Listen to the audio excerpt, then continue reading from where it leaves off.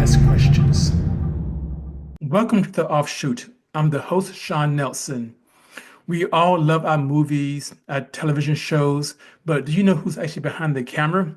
Well, today you're going to get someone who is actually behind the camera of some of the movies and stories that you are familiar with. My special guest today on the Offshoot is Miss Lena Jenkins-Smith. She's known for working with Katt Williams, the well-known comedian. She has done productions in film and television, products like A Match Made in Heaven, Call Me Zaddy, False Advertisement, Sorry About That, and many more, and future products. So let's welcome this very, very special guest today on the Offshoot, Miss Lena Jenkins-Smith. Lena, welcome to the Offshoot. Hello. Thank you for having me. But thank you. This is an honor. I'm humbled to have you. Your resume is long and stellar, and but I know that you have been in the game for a long time and that you have so much that you can share with people, not just your story, but also what people can learn and how they can do things differently. But how are you doing? How do you feel?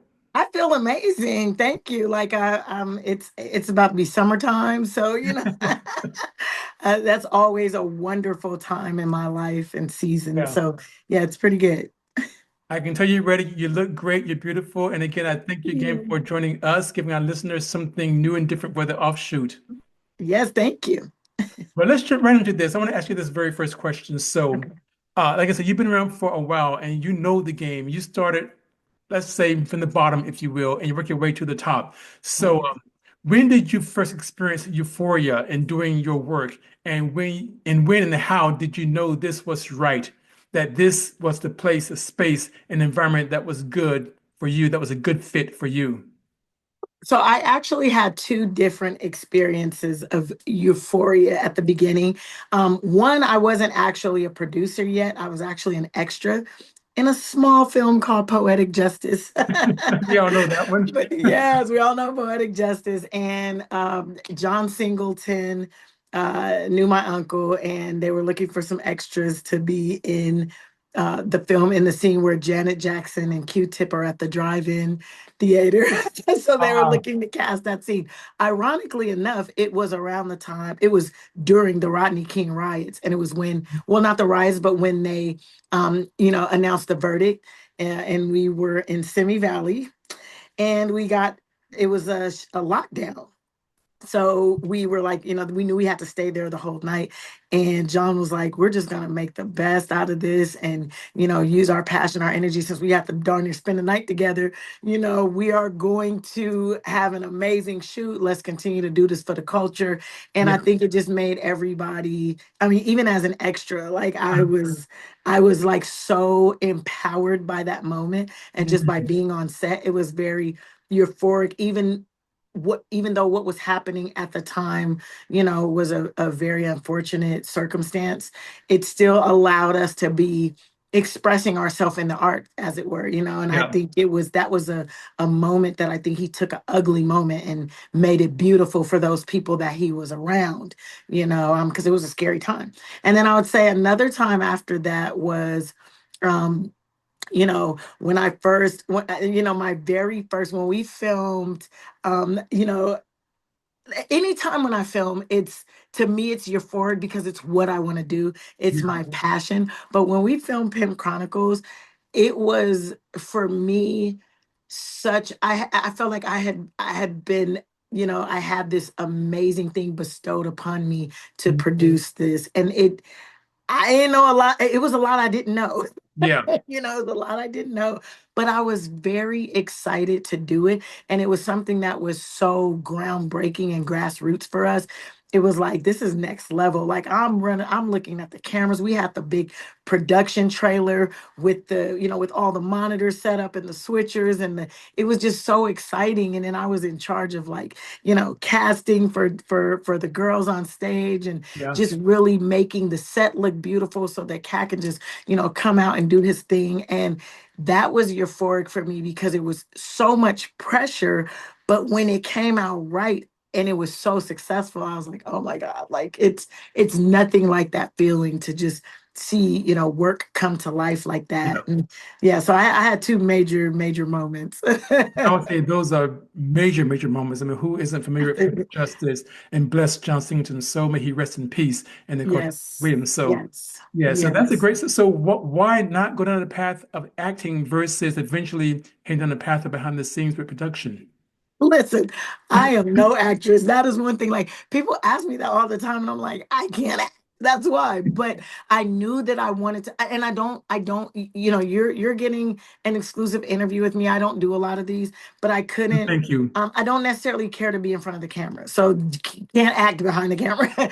I am more impressed and excited by how things work. Like I want to see how you take this and creativity and just making things work. That is my passion. I really like being behind the scenes. Mm. That's just my thing. Like I feel like I'm most effective, just making things work behind the scenes and managing all of that. I love it. I love it. And so, well, speaking of work, then, so how is production different now than when you first started? And how are you changing the way production is done today? Mm.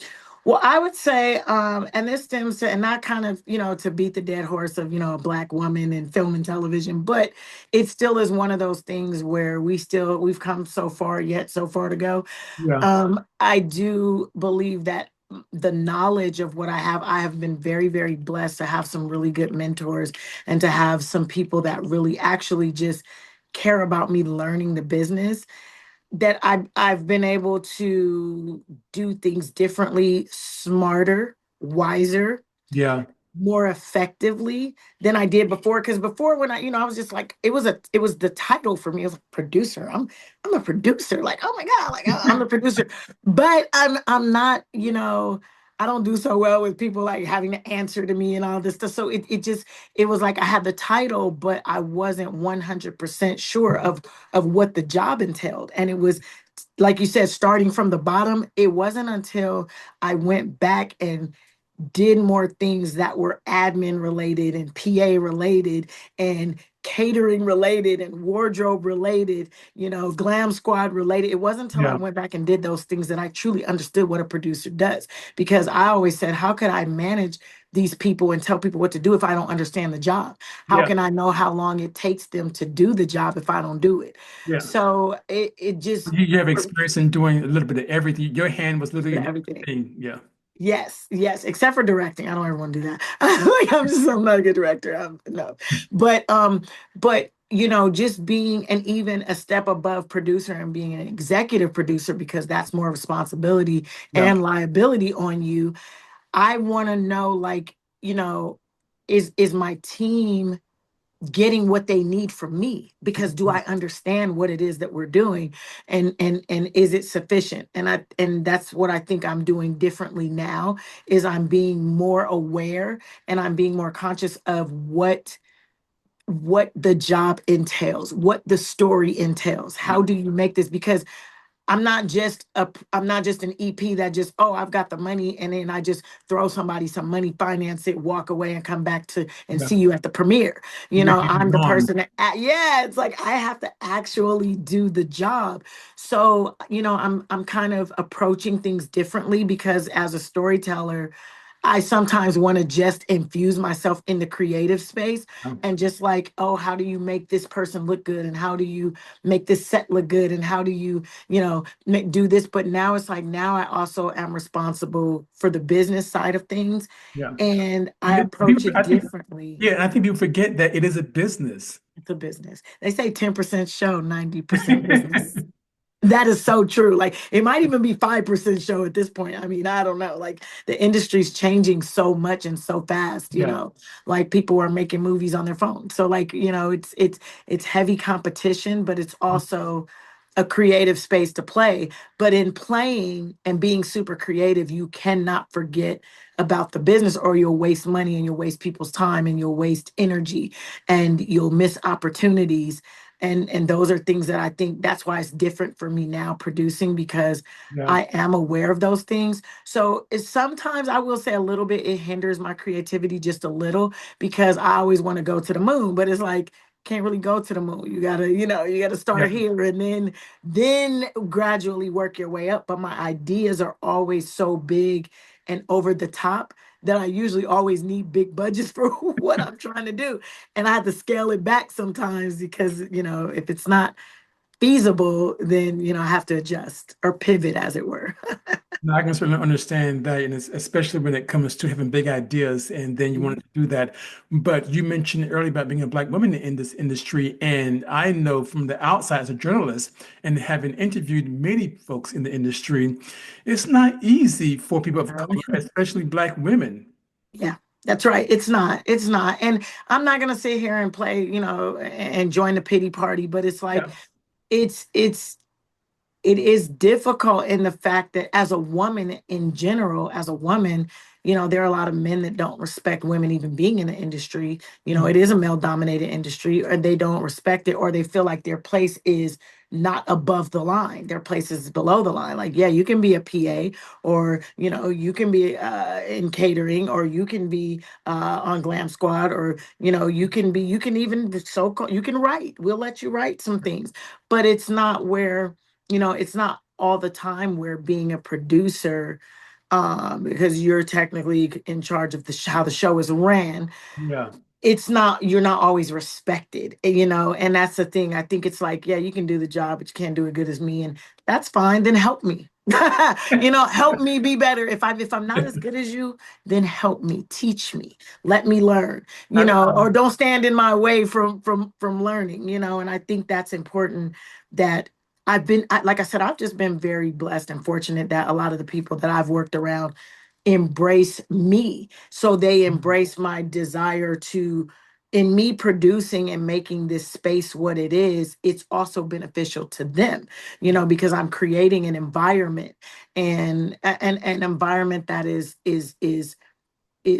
productive. That's productive environments, So I think it's just not always easy though, but there's ways around it. And I think once it's your team, yeah. everything comes down to your team, how creative your team is, how aware your team is, how important your team is. That's, for me, it's my team, and that's why I'm able to do a lot of what I'm able to do.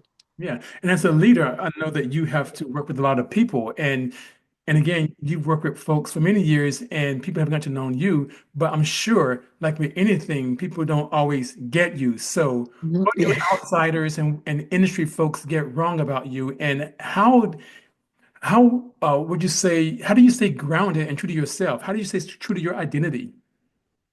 I think it's a balance that I'm naturally, like, I'm bubbly, I'm outgoing, I'm Mhm. friendly, I'm open, I embrace a lot. I'm very easy to connect with, Yeah, which isn't always necessarily the best thing for a producer, because you're supposed to be, I'm silly, it's like you're supposed to be serious and serious minded, and like all about business all the time. And I'm goofy. Like, so, it's yeah, like I definitely embrace my comedic side, hmm because I mean, let's face it, like, I've been around one of the greatest comedians for the last 20 something years. So I you can't help but pick that up. But I'm also, what keeps me grounded, I think, is just to realize, like, I struggle just like the next person with whatever it is. So if it's trying to create something, or if it's trying to get a production done, or if it's, in life, just trying to be a good mother, trying to be a good friend. I think it's it's one of those, you don't always get it right. But yeah. once I pray. I pray. You have to pray in order to stay grounded, and in order to not be jaded by a lot of things in the entertainment industry. People ask me, like, how are you in the entertainment for 20 something years, and you're not, you don't do drugs, you don't, you ain't out there hanging out with the people, you're not an alcoholic, you're not, because this business will drive you to that, Yeah, it can be distracting. It can be very distracting. And I'm definitely more of a, I lean on my intuition, because thank God, like, I've been given a lot of intuition. I've made mistakes, and you know, um, I haven't, my path has been, you know, very curvy. It hasn't been a straight path to where I'm trying to go. But I do think that overall, because I care about myself and I care about my family, I care about my loved ones, and I care about humankind. I think that, I feel like God allows you a pass sometimes when you make mistakes. It's like Yeah. her heart is good. She has, the right idea. She has the right intention.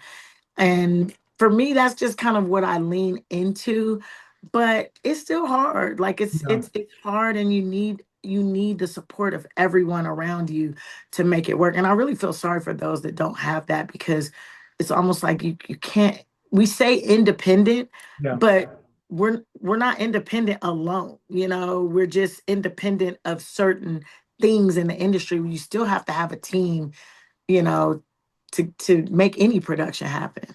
Yeah, and I know that you're right because I know that there have been many folks who've gone into the industry and who left. They couldn't make it, or they felt like they couldn't be themselves in the industry. But I know from my past conversation that there was a time you felt trapped and tortured in the industry.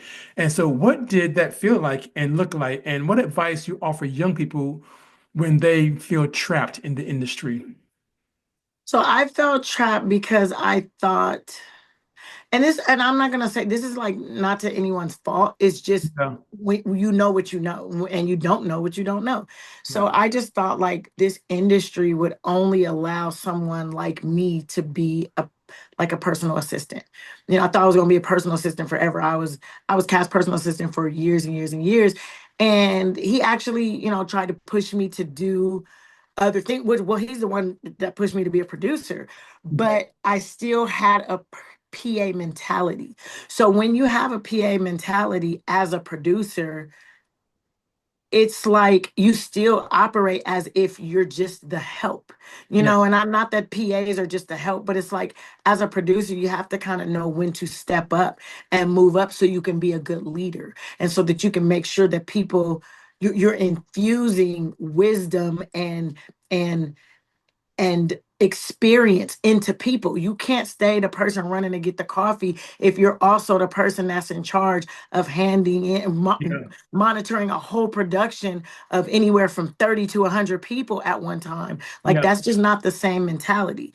And you have to be able to make executive decisions in certain things, and you have to show other people that, because if you don't have any confidence in yourself and what you're doing, neither will anyone else. And I think I lacked a lot of the confidence when I first started producing that you need to have. And I have that now, but it But how just did but took. how did you get there? So how do you move from that mentality of a PA to an executive producer? What were your action steps? And I know you say you pray a lot, and some would say that well, you got to have actions behind that prayer as well. Yes, Yeah. that's right. So Yeah, and I and took it a didn't lot of happen bumps overnight, and of course. bruises. Yeah. Yes. Yeah, I took a lot of bumps and bruises, but what I realized what was important is people.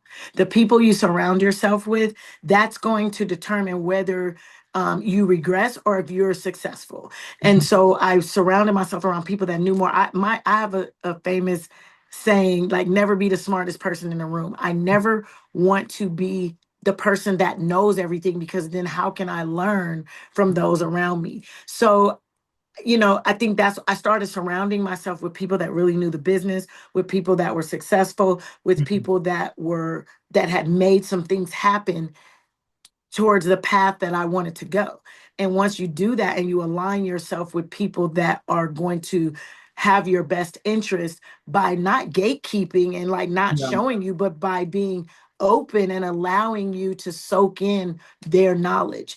Once I started doing that, I realized, hey, you don't know as much as you think you know. And so I started to learn. So I even went back to school, because I'm like, and everybody's like, man, you just stay in school. And I'm like, because I could never learn enough. Like, Yeah. and I don't care who's teaching it to me, as long as I'm learning and as long as the intent is right.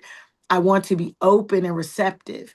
So that was the first step that I did, surround people. And then trial and error. That never that's that, when you put stuff on your back, that is the training course right there. That's the boot camp. Yeah. You made So I yourself a target. started.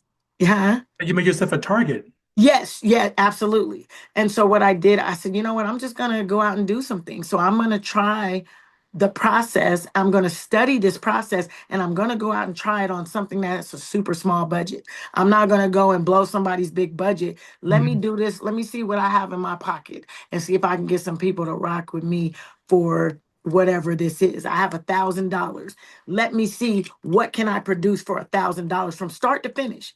That's call sheets. That's everything. That's casting. That's catering. That's set design. That's hiring someone to co-produce with me, a director, a DP. Yeah. It's every single from every step from. And I continuously did that. I did it over and over again. So next time, oh, okay, I did it very well with $1,000. Now we're stressed out, we all tired, but we made an amazing project, right? And now, okay, now I got $2,000. So let me see what I can do. I think I can go. We're gonna double cater and we're gonna have lunch and dinner on this set. Like, it's like Yeah. you just try to continuously top yourself. Yeah. And every time you get better and better. Are you still going to have bumps and bruises? Absolutely, but you still know more than you did from that first production alone. And so, for me, like when I would do things with Katt, like, and it's so funny now because, some of the people that work with me now, they're like, man, you're so spoiled and bougie. I'm like, I know, but because when I worked with him, like budget just wasn't a thing. So and not that we didn't have a budget, it's just the budgets were very good, so I could be as creative as I wanted. There Yeah. was no block on creativity. It was like, okay, what is it that you want to do? I want to do this and that. How much does it cost? Here, go do it. So that's a different scenario than like, how much is this budget and I got to do what? Because it kind of it restrains you. Well, it sounds like But you're a very, very good manager. I am now. I wasn't then. I was not. I was not. I'm not gonna say I wasn't then, but I'm saying when I first started independent, Yeah. because a cat would always make sure I was good. Like if I did something wrong, it's like he picked up the slack for me. It was like, you might have messed this one up, but I got you. So that was a different type of like protection than you just trying to do it on your own. You fall flat on your face, and it's Yeah. like, okay, either you pick yourself up or you stay on the ground. So that taught me though, like, it really taught me parameters and what I could actually physically do myself. And I realized, like, okay, you can't do it by yourself. So you got to go out and get the Yeah. team, And so now it's like, now when I do stuff for Katt, he's like, dang, like finally, because he would always tell me, like, you got to get some help. You cannot do all the jobs but I didn't feel like I could trust anyone else to Yeah. help, implore the vision. But now it's like, I got good people on my team that I can just think it or say it and they go, we got you. We know what you mean. Yeah. One of You my know, favorite quotes is, "No man is an island," but in this case, no right. woman is an No island. woman is an island. That's right. But no, it's so true. It's very true. And I always say I have to respect the little people because I was the little people. Like, so that was me trying to figure out, how do you do this? How do you do this? And it was just because I was blessed with opportunity Yeah. that I was able to experience and learn from that. Most people Yeah. don't get those type of opportunities to go, hey, you might mess my stuff up, but I'm gonna let you do it anyway, just so you can learn. Most people aren't willing to take that risk. Exactly. Exactly. Especially in the industry that you're in, because when it comes to production in television, like you said, it's very competitive now, and the Yes. critics are everywhere, Yeah. Yeah. and they don't have credentials to be critics. So, Right. That's right. That's right. That's like you guys are just people on TikTok and yeah. Instagram. Like, who gave you the right? Exactly. So, with that being said, then what was your biggest disappointment when hearing the word no in the beginning of your journey, in the beginning of your journey, and how did you change that to pursue your dreams? My biggest disappointment was in hearing no was because I thought that I wasn't good enough. And I thought that my content wasn't good enough. And I was just like, wow. And I'm trying to compare myself and I'm looking at what's actually on TV and I'm going, man, somebody got this budget to do this. Like this is trash. Or I would say, oh, that's really what I want to do. And that's how can I get there? I'll never get Yeah. there. But then I realized it's not about you. It's not, sometimes it can be about you, but for me, it wasn't about me. It Yeah. was about timing. It was about being in the right place at the right time. It was about being connected to the right people. It was about, if you're connected to the wrong people and you get this opportunity, you're going to screw it up. It was about so many other things that I had to look to in depth to understand it, because at first my feelings were just hurt. And I'm like, oh, this is not about my feelings. This Yeah. is about business. And once I started to kind of approach things with that attitude, that's what changed the game for me, because I'm like, I'm an Emmy nominated producer. Like, Yeah.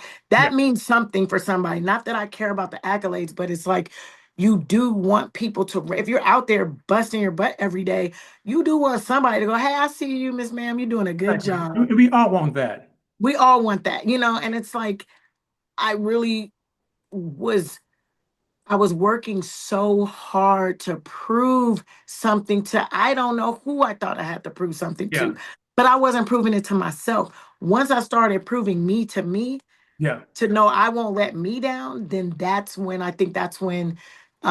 the my perception of things started to change. Yeah, that was the light bulb right there. That's like, and that made me, now when people come to me for mentoring or consultations, I tell them that. I'm like, start with you. Are you good enough for you? Yeah. No, I think you're right. I think that's one of the issues that we have as a community or people in general is that in this current age of social media, big as it is, people want to compare themselves to other people. But Yeah. you had to realize that, okay, what you're wanting to do in terms of your films and television shows, you had to stop comparing what you wanted to do to what was already out there and do your own thing. And that's when things just start, I guess the floodgates open up for you. Yeah. Yes, absolutely. Because I feel like, you know, they say our God's a fickle God. Like, I feel like, he's like, I'm not gonna give you all of this so you can just splurge and waste it. Like, I'm gonna wait until you're ready to, so that I can start to funnel things your Mhm. way that I know you're ready to handle. And you gotta prove it to me that you're ready to handle. So I went through a lot before, I got to the point where I was like, okay, I see why you didn't let that Yeah, happen for me, because I was not ready for that. But now my eyes are more open, and I know that when I'm getting help, I'm supposed to reach back and help other people. yeah, I'm not supposed to go, oh, okay, cool, I'm over here. See you guys later. No, that's not the job. That's not the task. And you're supposed to be making sure that your community's good, that your yeah, friends are good, your family's good. And I always tell people, like, you're only as good as the worst person around you. And when yeah, I say worst person, I mean their circumstance. So if you're living in a mansion in the hills, but your best friend is in the projects, even if you can't buy them a mansion, why they're not in the mansion with you? yeah. You So know what I'm saying? Like, it makes I sense. do, and that brings you back to the young folks who so many of them want to be in the industry. So how do you identify a young person who is ready? Can you see that in a young person? Yes, I absolutely can. And I've pegged a lot of people that I think, have done very well in the industry, and just, supported in any way that I could. I know by their passion, I know by their work ethic, by their level of excitement for it. Because my Yeah, thing is, you don't have to have any money to be ready for something. Like, if you could be flat broke, but it's like, you know what? I'm gonna sing this song to the best of my ability. I'm gonna sing it to everybody that walk past me. I'm gonna go stand in front of the grocery store, sing this song. I'm gonna sing it in my car. I'm gonna be disciplined. I'm going to put forth my best effort. I'm gonna look presentable at all times in case somebody tells me come sing this song at their church. Like, it's the things that they do to prepare before it happens. Because once it happens and you get the money, you get signed, you get the deal, that's not the time to prepare for it. Like, you have to already be built for this. exactly. So I'm noticing, like, the industry, it's a very hard game, but if you play the game right and you train yourself, it's training just like for anything else. It's training. So if you're training consistently, you're going to get better. You're going to get more notice. You're going to get, and now with social media, I mean, it makes it like, it's almost like they're handing you exposure on a silver platter. It's what Yeah. you do with it, and it's how consistent you are. So that's really like when Right, I right see there. that in young people, consistency. Because young people at that age, they don't really know what they want a lot of times. They just know either they go, I want to be famous or I want to be rich. And the one thing I actually learned that from Katt, where he has a joke where he says, I was famous, but I wasn't rich. That's a different type of Yeah. of of of presence in the world for everybody to know you, and then you have like a persona that the industry thinks you're supposed to uphold. You're supposed to be in these circles, you're supposed to be around these people, you're supposed to be accessible at these events, Mhm. and these, you know um just in the society of entertainment. So to be able to do that, so I tell people like there's ways where you can actually create these streams of revenue for yourself. You can actually create platforms for yourself. What are you doing with them? So once you get these followers on Instagram and TikTok, are you crashing out? Yeah. Or are you using them to give back and help others, but also to grow yourself and grow your brand? And that's kind of where when people come to me and ask me for things, especially young people, they're like, how do I build my brand? Yeah. And so it becomes, when you ask me a question like that, I know you're ready, because you're not telling me what you did already. I can see what you did. You're telling me where you want to go. And you're telling me you care about the business side of things. So, and most entertainers know that they're not just themselves as a person, they're a brand. Yeah. You know what I'm saying? Any of these people, we're seeing it unfold in real time. Drake is a brand.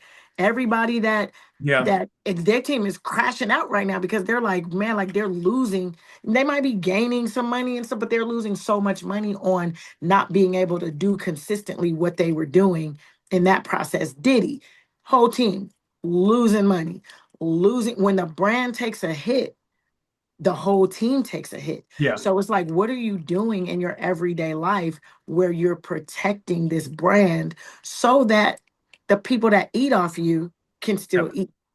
And that's important because you can't do that by yourself. And even things as far as touring and that kind of thing, like it's everything is a well calculated strategy. So that's how I identify those young people that recognize some of that. And if they don't know, I'm gonna tell them.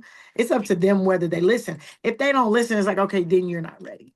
Then Yeah. you should probably reconsider some other things first and get ready, because this business will not play with you. Like they do not have the time. They want you there. There's no real true artist development anymore. Even when you think about music, I agree 100%. they want you to 100%. come ready. It's like, how am I supposed to know all this? It's the catch 22. Yeah. Like, how am I supposed to know this if you won't teach me? But I can't get in this position if I don't already know it. Yeah. So it's crazy. Chicken and the egg. There But you go. that's one reason why I love the Ryan Coogler deal that he has with Warner Brothers, Yeah. because it is a game changer. Now, yet in some ways, it's not quite that unique because white men have gotten similar deals, All but the time. as a black man, and to your point about the team and the brand, Mm-hmm. okay, those who worked on that film, Sinners, I'm speaking of specifically, Yep. okay, I feel like he's looking out for not just his brand, his community, his team, but the black film industry as a whole. Yes. Yes, absolutely. Because not enough people do that. They don't, Yeah. there's not anybody that we're Black filmmakers aren't sitting on too many people's agenda and list of, let me see what we can create for these Black independent filmmakers, or for these Black, Yeah. it's not there. We're creating things on our own. And yeah, it's cool when people jump on the bandwagon after we've been doing something for 15, 20 years. That's cool. Like, you finally recognize. But what's more important is for you to help those people, that these young filmmakers that are telling these amazing stories. Yeah. And imagine if they're doing it on the budget they have or no budget. If we gave them some money, what would they do? It becomes one of those things where when you support and you pour in to that, you're now creating not only bigger brands, but you're creating an opportunity, but you're creating what's the like confidence. You're Yeah. creating a whole plethora of confident young people. Yes. which in turn our generation is now stronger because they feel they can do it and they know that they're going to have support doing it to be able to tell their stories authentically. Yeah. That's a big deal for some. I know some people that are just, they'll be quiet if they can't speak and say their mind and say who they really are. They'll be quiet. They just won't say anything. So Yeah. those are stories that go untold when we can just create a space where they feel comfortable to be expressive. Yes, and you're doing a lot of storytelling, a lot of creativity. And so I have to ask this question, how do you tell stories that are not traditionally Hollywood stories? How do you tell different stories? Well, my life is not a Hollywood story. I mean, in some aspects it is. So it's like if I'm talking about specifically like my life and my experience, I'm saying I grew up around Adams and Crenshaw. Like that is, I'm from LA. Like I just, it just wasn't. Was my life terrible? No, but it's like I didn't have that perfect, pretty picture story. Even in my own family life, like it just wasn't that. It was me. I was a first generation college graduate, multiple degrees. Like that just was unheard of in my family. My family made do and they did what they needed to do and they were, I'm very close with my family, Yeah. tight knit, especially like on my mom's side because, everybody was just tight knit. Like they demanded nothing less. Like you gonna come to this family reunion. You gonna show up and you could, and I grew up Jehovah's Witness, but my grandma was like, you gonna come to this Baptist church when you come to my house. You going to vacation Bible school. So it was just one of those things where, I had a well-rounded experience, Yeah. even though it wasn't fortunate fame. It still was, I didn't know what I was missing until I saw something else. And I was like, oh, we don't have that. Like, oh, we don't have, but growing up, it's like, you don't know that. If you have love and support, that's a lot more than what a lot of kids have. So I think just being able to kind of authentically, just when I create things, I create from the space of what I know. But I also study a lot and I also research a lot.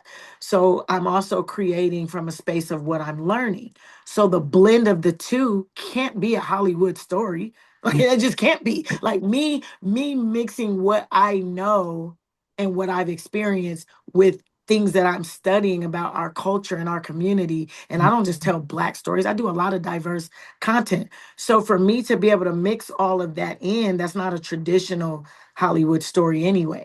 Yeah. So I do think that